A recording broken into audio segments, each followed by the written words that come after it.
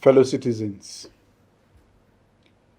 I want to call on all Sierra Leoneans to celebrate the ties that bind us as a nation and not the angers that blind us.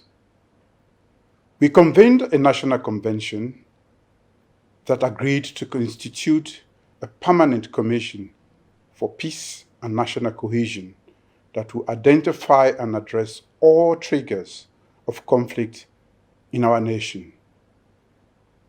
Over and over again, I've asked every Sierra Leonean to contribute to building inclusive and resilient national institutions, to consolidate our democracy, and to build a peaceful Sierra Leone.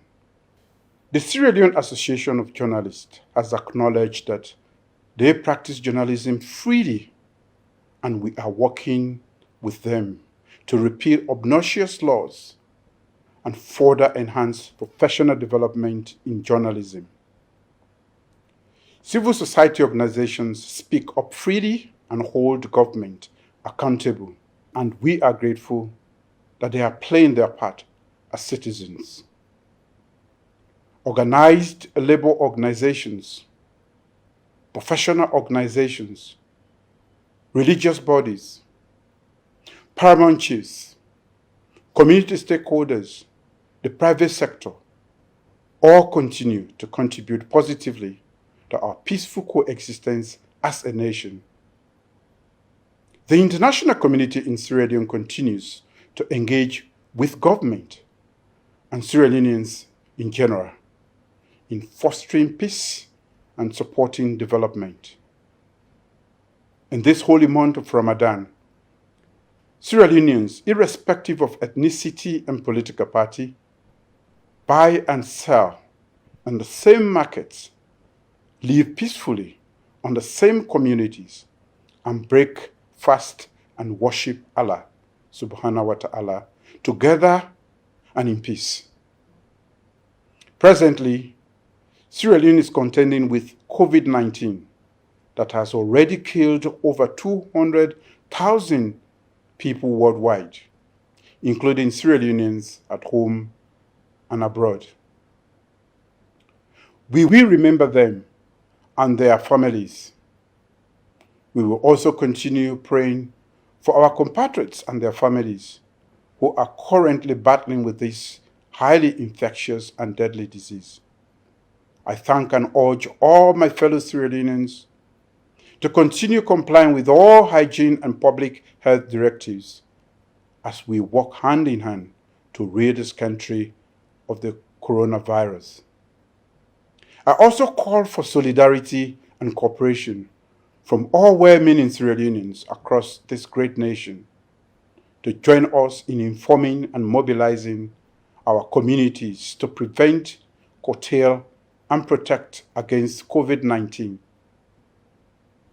It is at times like this, in our country's greatest need, in our country's greatest hour of need, that we should all voluntarily stand up for our shared values, our common destiny, and the only place we call home. When Ebola ravaged our nation, I did not wait for an invitation or a telephone call to lead my party's social mobilization fight against Ebola. I traveled to every part of this country that was accessible to me and delivered a message that was in consonance with the government's strategy and objective in fighting Ebola. That is what serving the national interest is, not waiting to be begged pleasantly to serve your country and putting your country's interest always above all else. As president, I've reached out to all Sierra Leoneans to work together to make this country a peaceful place for all of us. I dispatched the Honorable Vice President to former President Ernest Bai Koroma to initiate dialogue on fostering peace and resolving the acrimony of division. I follow that with a personal invitation of the entire leadership of All People's Congress Party to State House, including the former President, Dr. Ernest Bai Koroma. to discuss the way forward for peaceful and unified Sierra Leone. In the post-meeting memorandum of understanding, we resolved on working urgently on building a united and cohesive Sierra Leone, free of patronage, threats, hate, virulent partisanship, and corruption. But within those 2 years, there has been an unrelenting barrage of attacks against the state officials, public and private persons, and properties. This harkens back to a public threat issued by the losing presidential candidate that the All People's Congress Party will make the country ungovernable. One would therefore expect that the leadership of the All People's Congress will, like the leadership of other political parties in Sierra Leone, would have publicly and staunchly condemned as well as dissociated the party from any person or groups of persons who incite hate, associate with, and support violence, or participate in violence against the state. They have not. Instead, the leadership has made public statements that have heightened tensions. Evidence emerging from investigations have named known local leaders and members of the APC as being responsible for inciting, planning, financing, mobilizing, and in some cases actively participating in violent terrorist attacks against the people of this country. The silence of the national APC leadership on the activities, participation of their membership and executive members in these acts of terrorist violence, senseless loss of lives, injuries, and wanton destruction of public and personal property is truly disconcerting. And let us be very clear, citizens. The actions of these persons are not peaceful political expressions, as one expects in a democracy. Their actions are carefully planned, coordinated, well-orchestrated and executed acts of violent terrorism targeting the state officials, public buildings, and private persons and property. Like tourists elsewhere, they even record their acts with telephone cameras, run self-valorizing commentaries on their acts of extreme violence and killing, and share those synchronously in WhatsApp forums. For each of the attacks at Longsa, Feridugu, Tombo, and the prisons breakout at the Pademba Road Correctional Center, known agents and associates of the All People's Congress Party have publicly predicted the precise date, target, and nature of the attacks. There is an obvious pattern. These attacks are therefore premeditated, orchestrated, and executed with a clear objective to make the state ungovernable. Persons who have been arrested are not being held because of their political beliefs or their professional work as journalists. Beating a journalist to death, persistently inciting people to violence against the state, and unauthorized carrying of loaded firearms, burning down homes and vehicles of chiefs, burning down hospitals and community health centers, burning down police stations, destroying telecommunications installations, burning down large parts of prisons, violently killing persons with machetes and iron bars are all criminal offenses.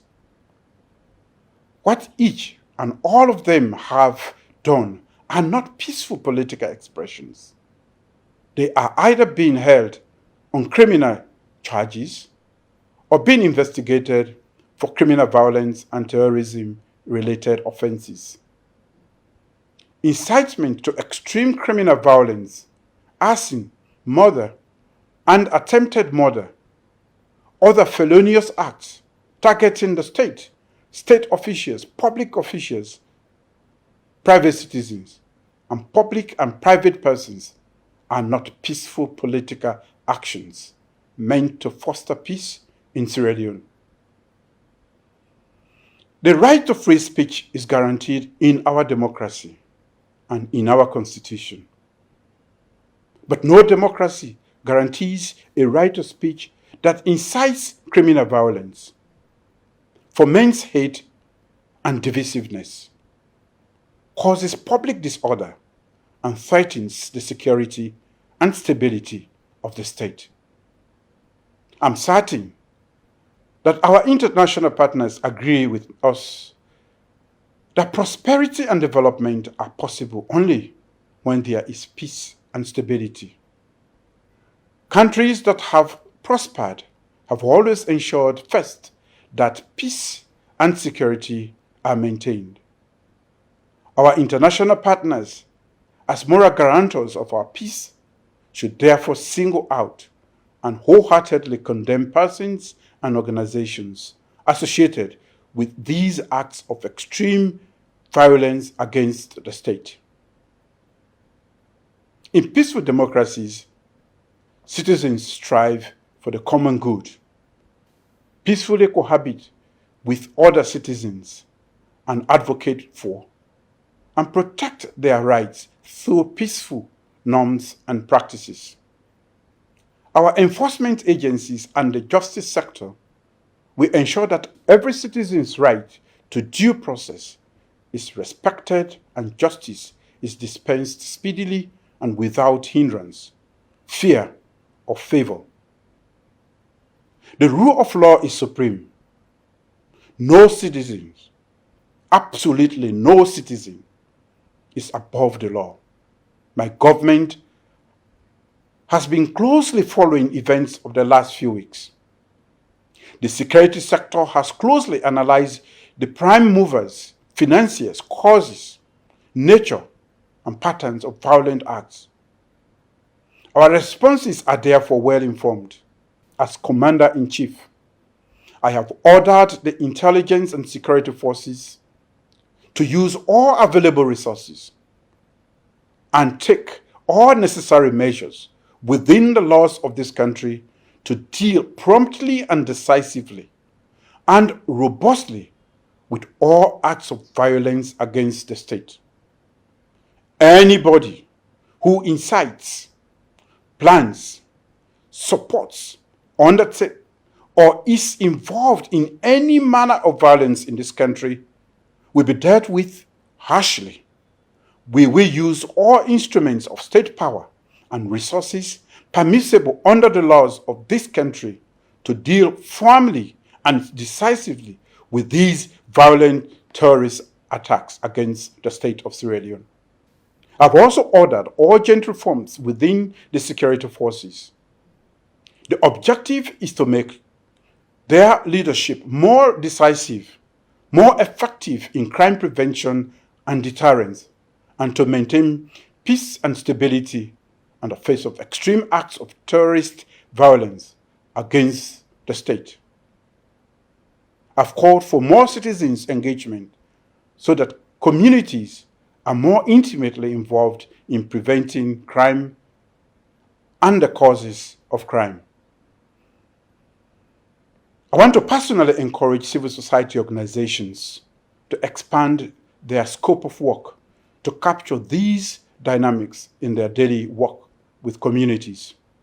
I've also ordered urgent reforms within the correctional system to provide for safe and secure custody in line with international best practices, while developing a reintegration component focused on skills training and entrepreneurship. I am aware that the courts are closed because of COVID-19, but given the prevailing circumstances, I will appeal to the Chief Justice to consider appropriate measures to adjudicate the cases that emerge from this widespread insecurity. Equally, given the destruction to Pademba Road Correctional Center and the burning down of police stations in parts of the country, in addition to overcrowding in the correctional centers and the police cells, there is a need to think about decentralizing court hearings. In conclusion, let me restate, any act of violence will be dealt within the broad spectrum of the law. Citizens have an obligation to obey law and order.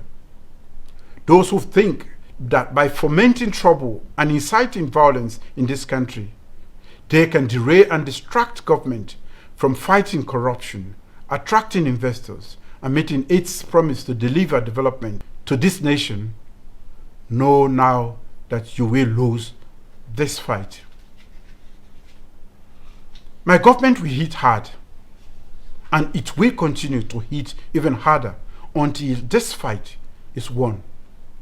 Because this is a fight for the unity, stability, development, and the future of the only place we all call home. It is a fight that we must fight, and it is a fight that we must win. I thank you, and God bless Sierra Leone.